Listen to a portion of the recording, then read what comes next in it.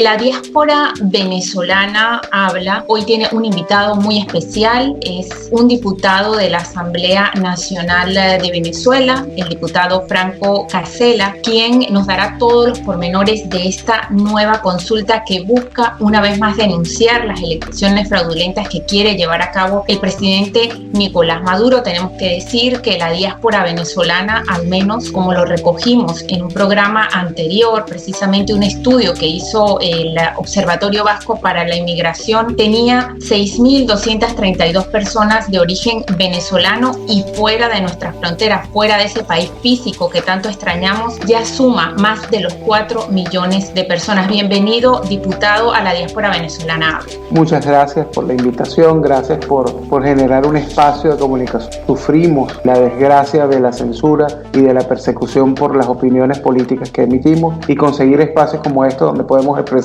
libremente y ser portavoces del sufrimiento de nuestros hermanos en Venezuela y de nuestros hermanos fuera de Venezuela es una bendición de Dios. Nosotros también queremos agradecerle su tiempo por esta agenda que tienen precisamente en la organización de esta consulta, y usted me corregirá, se llama o está bajo el lema de Venezuela alza su voz contra Maduro. Diputado, yo quisiera comenzar por preguntarle en qué va a consistir esta consulta popular.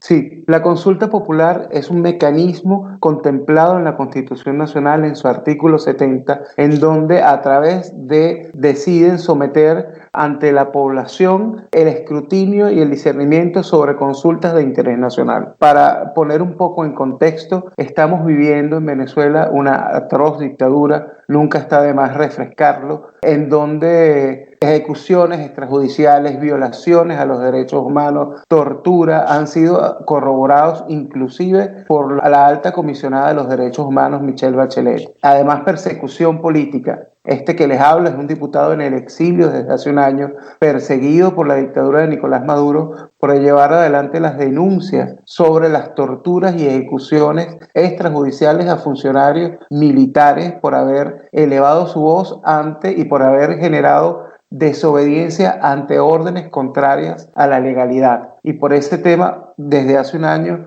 junto a mi familia que fue amenazada de muerte, vivimos en España, y además agradecemos profundamente el espacio que nos ha permitido. En medio de esa tragedia, yo soy de los afortunados que logró sobrevivir o escapar, porque mientras que estamos hablando hay compañeros diputados, hay compañeros políticos, hay compañeros militares que en este momento están siendo torturados. De allí lo importante de este contexto: Maduro, ante el reconocimiento de más de 60 países alrededor del planeta Tierra al gobierno legítimo del presidente Juan Guaidó, que es un gobierno parlamentario, debido a unas elecciones presidenciales fraudulentas, comenzó a haber un desmoronamiento significativo y continuado de lo que es el respaldo internacional, el reconocimiento internacional, tanto de los países del continente americano como del continente europeo. El mundo civilizado le dijo no a Maduro. Usted mencionó algo muy importante, que esto tiene como base o el hecho de que hay un presidente encargado que tiene un apoyo internacional reconocido por más de 60 países que lo respaldan.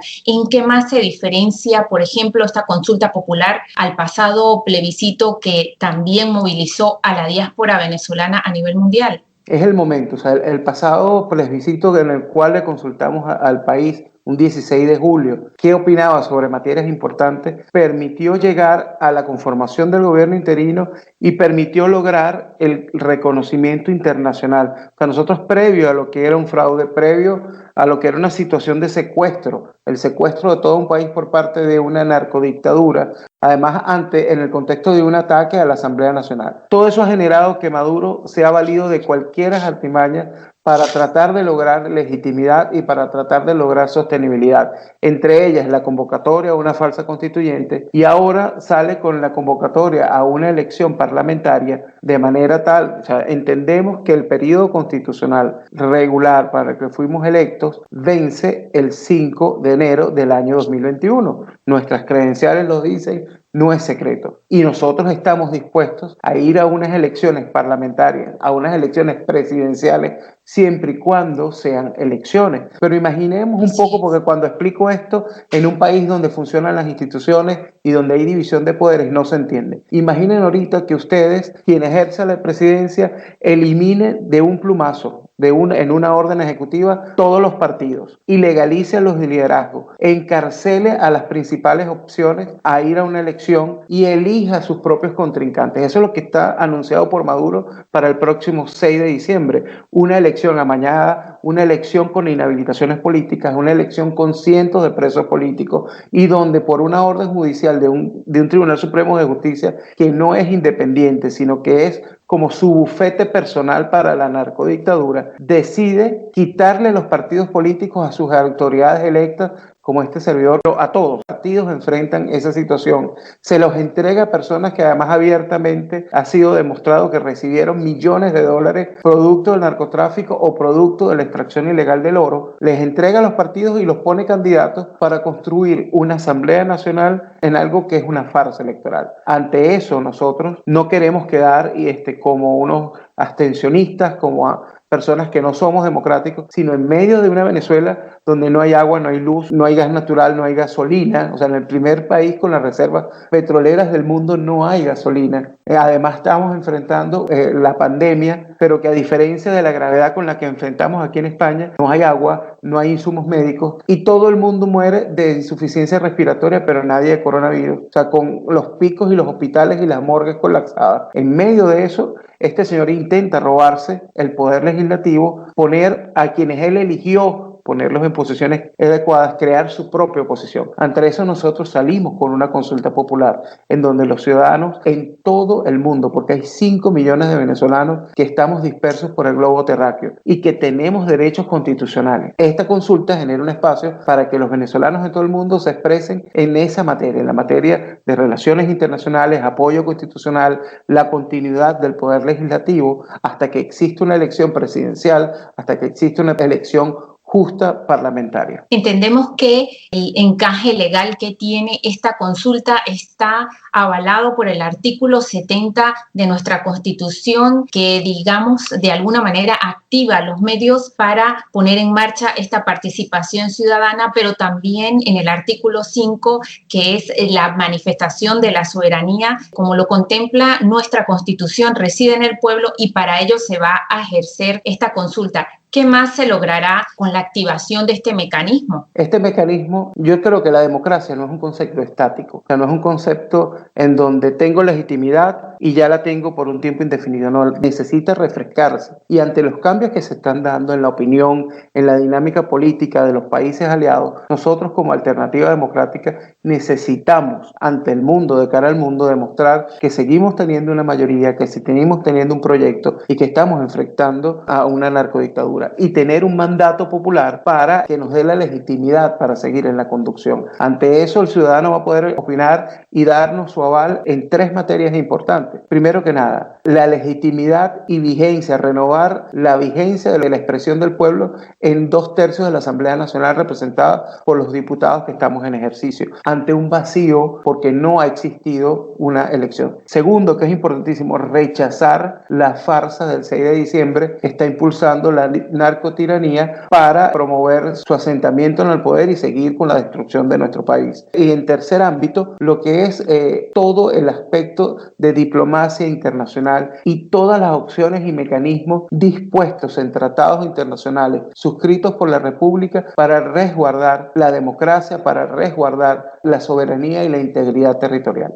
Diputado, entendemos que usted es quien coordinará el norte de España, llámese País Vasco, Navarra y Cantabria. Usted me corregirá. ¿Quiénes podemos participar en esa consulta? Te pido permiso para corregir. Yo soy un servidor. Imposible que yo pueda coordinar a gente que tiene años haciendo un trabajo, a gente que tiene años haciéndolo muy bien. O el enlace, digámoslo así.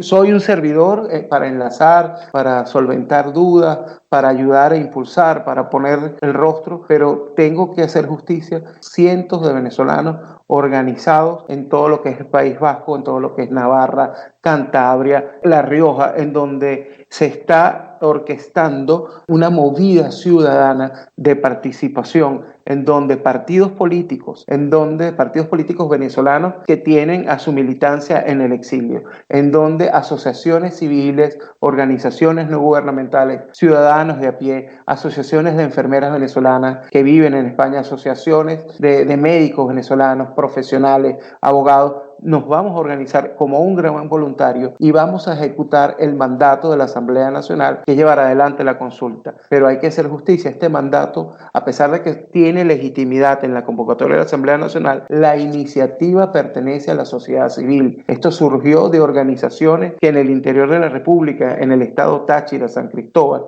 impulsaron y nos confrontaron a los políticos diciendo, ante la propuesta de Maduro, que es participar, nosotros hemos oído el llamado de la Iglesia donde no podemos renunciar el derecho a elegir, e impulsamos una consulta popular, y eso dio pie a todo lo que tenemos hoy. Entonces hemos descubierto que la mayor convocatoria y el mayor sostén a esta iniciativa es la unidad de propósito. Aquí no se trata de elegir candidatos, sino elegir nuestro futuro, nuestros destinos y expresarnos. Retomando un poco la pregunta anterior, ¿quiénes podrán votar? Hay gente en la diáspora, para nadie es un secreto que el régimen los ha vetado de alguna manera de poder renovar sus pasaportes, para nadie es un secreto que los consulados se han convertido en bastiones de este régimen del presidente Nicolás Maduro. ¿Quiénes podrán votar? Sí, como lo dices, hay un aspecto de violación de derechos humanos al derecho a la identidad que ha sido ejercido también por la dictadura, negándole a jóvenes la inscripción en los registros escolares, en el registro electoral permanente. Por eso esta consulta, la Asamblea autoriza que todo venezolano mayor de 18 años, inscrito o no en el registro electoral, tiene derecho legítimo a votar, siempre y cuando presente su cédula de identidad vencida o no, o su pasaporte, vencido o no, y demuestre su nacionalidad, demuestre su identidad. Hay jóvenes que llegaron de 15 años a España con sus padres, producto de una migración, ya tienen mayoría de edad, bueno, van a poder estelarse en su participación ciudadana y emitir su voz a lo que está ocurriendo. Hay algo que yo tengo que decir y reconocer. Hemos tenido desaciertos, hemos tenido malsabores. Si por mí fuera, en este momento no hubiese dictadura, porque les hablo un padre que está separado de mis hermanos, de mi mamá, de mis hijas. O sea, yo soy una de millones de familias que vive esa tragedia. Así es. Pero a pesar de lo que nos ha pasado, a pesar del mal sabor que nos genera, a pesar de la insatisfacción que vivimos, porque la realidad que tenemos no es la que queremos ni soñamos, tenemos que seguir batallando, y esto es una oportunidad para dar la cara, para expresarnos y para decir dónde está el lado correcto de la historia. Algunos venezolanos se pudieran preguntar, ¿y qué garantías hay en la integridad de los datos de esa persona, por ejemplo? Esto que planteas ha sido una de nuestras primeras inquietudes, donde tenemos que resguardar la integridad de la identidad de quienes participen y además resguardar que el proceso no pueda ser saboteado. Estamos hablando de una dictadura que tiene además infiltrados y aliados en el globo terráqueo. Entonces nosotros queremos presentarle a ellos un mecanismo que además se sometió a participación de unas 25 compañías especializadas en tecnología, en transferencias de datos, en reconocimiento facial. Además resguarda de hackeo lo que allí sucede y se manifiesta bajo esa plataforma, bajo un sistema contratado por Venezuela, por la República, por la Asamblea Nacional. Vamos a poder expresar nuestro voto, pero se va a poder expresar, además como es en medio de pandemia, no va a ser un solo día como normalmente son las elecciones. Vamos a tener el 5 y 6 como días de observación del fraude y de denuncia del fraude de esa farsa de Maduro. Del 7 al 11, participación a través del teléfono, de tu teléfono inteligente, a través de tu computadora, a través de tu tableta, con tu identidad, escanearla, dar tus datos, dar tus respuestas y quedar registrado. Y además que va a evitar que lo puedas hacer 2 veces. Es una sola vez que cada ciudadano pueda expresarse. Esos 4 días del 7 al 11 va a haber esta estrategia de participación telemática digital. Y tenemos el día 12, respetando además todas las medidas de bioseguridad, se está pidiendo a todos los comités organizadores lo que es el día 12, lo que es la participación de aquella física, el encuentro ya no digital sino personal, donde con tus documentos puedes ejercer el derecho y donde quienes ya ejercieron el derecho y tienen su comprobante que le llega a través de un código de barras pueden imprimirlo y además depositarlo en una urna como una reafirmación. Entonces vemos que hay un espíritu democrático organizativo donde va a estar blindado de saboteos, porque en la última propuesta no de ley en la última PNL, se vio que por primera vez todas las fuerzas políticas, el PNV, Partido Popular, PSOE, Vox, Ciudadanos, votaron a favor de una propuesta no de ley en donde Venezuela se transformó más bien en un punto de encuentro. Esta causa venezolana no tiene que ver con ideologías, no es de derecha ni es de izquierda, tiene que ver con los derechos humanos que nos involucra a todos en una sola idea. Y desde los derechos humanos de venezolanos que a través de la historia hemos demostrado nuestra amplitud, nuestra solidaridad con pueblos hermanos como el de España, hoy estamos en una situación de necesidad y agradecemos que en este territorio, que en esta tierra bendita podemos ejercer nuestra libertad de expresión y manifestarnos. Volviendo un poco al encaje legal de esta consulta y según también escuchamos declaraciones de Rosa Mármol, una honorable magistrada del que realmente era un Tribunal Supremo de Justicia en Venezuela, ella hablaba acerca de que esta consulta por un lado va a tener un carácter vinculante y que es una figura que no requiere para nada la participación del Consejo Nacional Electoral venezolano, que a todas luces y a los ojos de la comunidad internacional no garantizaría nada más sino un proceso viciado. ¿Qué llamado